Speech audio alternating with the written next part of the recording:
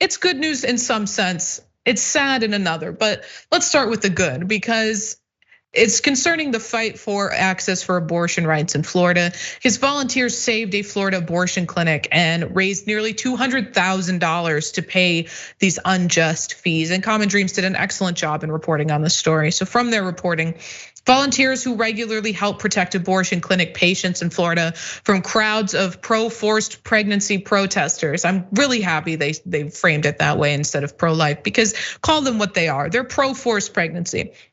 We're able to deliver a check for $193,000 to Center of Orlando for Women on Tuesday, helping the Reproductive Healthcare Center pay state fines that threaten to bankrupt it. We have a picture of some of those individuals delivering the check. It says, we got to hand over $193,000 to our clinic today to save them from unjust AHCA fines meant to shut them down.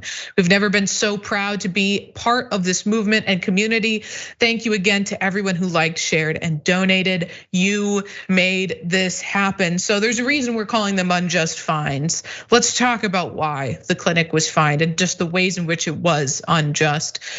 From Common Dreams, the law requires people to have 2 medical appointments 24 hours apart in order to obtain an abortion. And the clinic has maintained it had attempted to contact the AHCA to find out when the measure went into effect. But instead of providing the information, the agency ordered the facility to pay $1,000 each for 193 alleged violations. Volunteers with Stand with Abortion Now, or SWAN of Orlando, raised the money in less than 2 weeks after the Florida Agency for Healthcare Administration accused the clinic of violating the state's 24-hour waiting period for people seeking abortion care. Now, the clinic escorts delivered the funds to the facility just days after the state's right-wing Supreme Court heard oral arguments in a case challenging Florida's 15-week abortion ban. We'll see where that goes. But Sharon, one thing about this story that I'm glad they were able to raise the money to defend the clinic. One thing that really sat wrong with me was that they have to wait over 24 hours between appointments. There is no medical reason for that to be the case. Absolutely no medical reason, especially when we know that most abortions in this country are medication abortions, and the medication abortion pill is safer than Tylenol. It's definitely safer than erectile dysfunction pills that men are able to get like it's candy. So there is no medical reason for that legislation. It is strictly because they want to control women's bodies.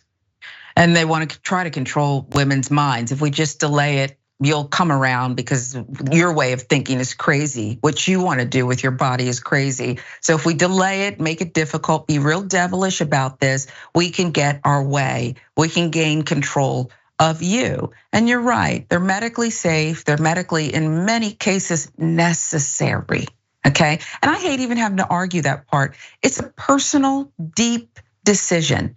And it's not really my business to get inside of you and tell you what's best for you.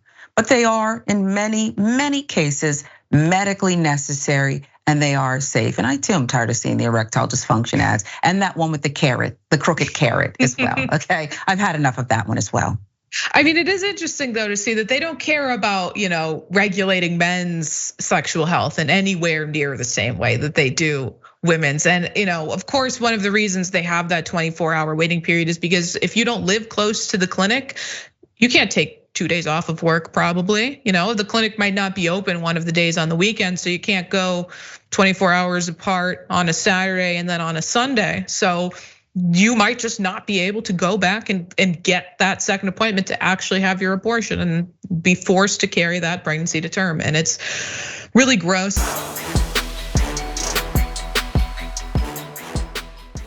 Check out the Damage Report podcast each day, wherever you get your podcasts, whether Pocket Casts or Stitcher or iTunes. You can join me as I give you the news and stories you want, with a range of co-hosts and interview guests jumping in on the fun each day. Again, that's the Damage Report, wherever you get your podcasts. And if you get them at iTunes, don't forget to rate and review. Sometimes I'll read them live on the show.